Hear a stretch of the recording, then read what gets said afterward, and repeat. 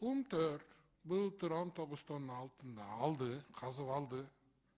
Казып алгандан кийин аны Кара-Балтага жиберди. Мындай эчтеке не обработанный алтынды.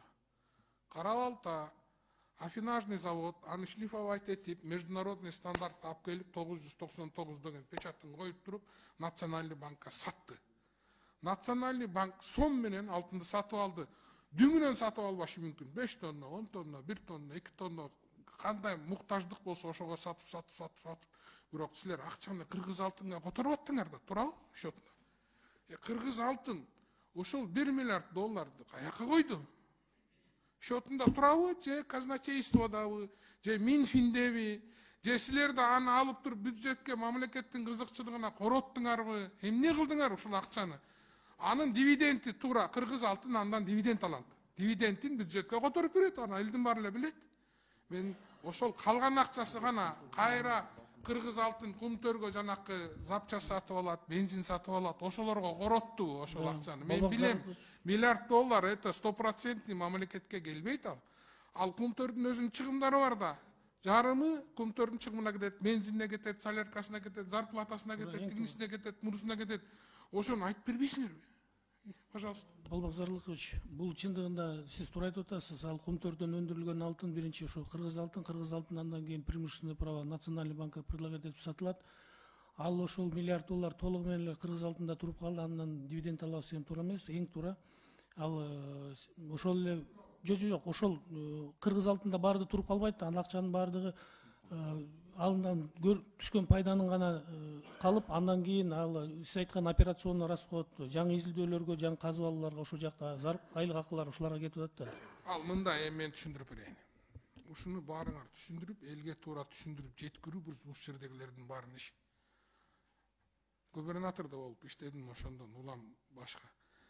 Кумтөрдөн казылган 19 тонна алтынды Кумтөр аны бир эле моментте 19 тонна болбойт, ал квартал ай сайын бөлүнгөн сайын аны Кара-Балтинский афинажный заводко жиберет. Бул жөн эле таш сыяктуу болот. Афинажный завод аны шлифовать этет. 999 кылып туруп, анан Национальный банкка өткөрүп берет. Келген сайын Национальный банк акырынан сатат, мына 1 миллиард доллар деп атасыңар.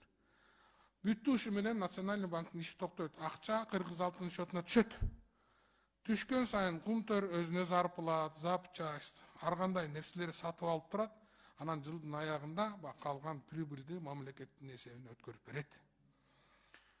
Илгери приблизительно миллиард доллар болсо, ошонун жарымы башка операцион иштерге кеткен, налогко кеткен, зарплатага кеткен, тамак ашка кеткен, запчас алганга кеткен. Где-то бир 300-400 миллион доллар кыргыздын чөнтөгүнө түшүп турган. Канадалыктардын. Азыр ошол менин оюмча мына пенсияны көтөрүүгө, тиги буга, ар кандай мамлекеттин нерсесине кетип атат. Ошону туура түшүндүрөлү. Антпесе болбойт. Мына 780 миллион доллар Национальный банк золотовалютный резервден акчаны кармаганга кетип туруп, кокуй Кумтөрдүн акчасы өлгөн турбайбы деген туура эмес. Ушуну биз туура эмес элге түшүндүрүп атабыз. Ал 780 миллионду силер өзүңөрдүн внутренний резервден өткөрүп берип атасыңар да, туурабы? Силер сатып өзүңөрдүн акчаңарга сатып алдыңар да. Азыр дагы Кудай буйрса жакшы башка жактан акча таап келип, ушул жыл менен эмдиги жылкы Кумтөрдүн алтынын баарын сатып алып, чистый золотом виде слитка кармасаңар кандай сон?